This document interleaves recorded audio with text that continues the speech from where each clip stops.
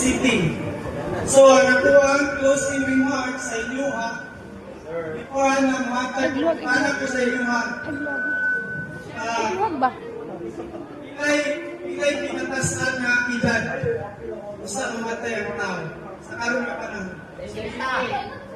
Sa isinta. Sa pa? Sa pa? Ila pa? 78. So, less than 100 yun, di ba?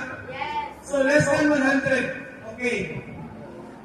Sa inyo ang pag-eskwela sa senior high, pila na katuloy? Duha! Okay, pag duha katuloy. Dali lang! Dili no?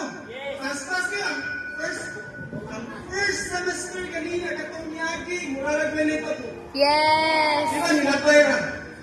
So, meaning, what I'm trying to say is that time is gold. You know, that's why I asked the boys na manayaw, dili mo nga magkaragara minum, wala. I just want to let the boys feel is our part of gratitude. Sa Thanksgiving, bahala ba doon mo ng mga boys? Para at least, ihatag sila o respect sa inyo, sa Yahweh. At least, makasmile mo ba sa lahat?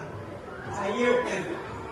So, sige, going back sa ako ang message, time is gold. Every second, every minute, hindi na siya mabalik. Kani, hindi namin mabalik. Umanda kami. Hindi ka umami. Starting sa tuwang first day sa tuwang Christmas vacation. I don't know where you go. I don't know pa man, but what I'm saying is that make every second, make every minute worthwhile. Make it valuable. Make it progressive. Make it kanang reliable. Make it kanang happy.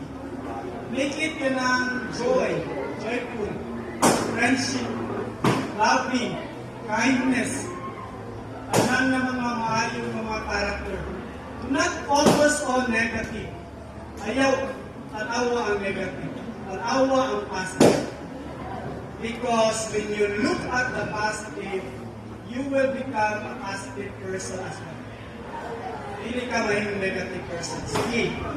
Muna ang message sa inyo. Nasa John chapter 3 verse 16.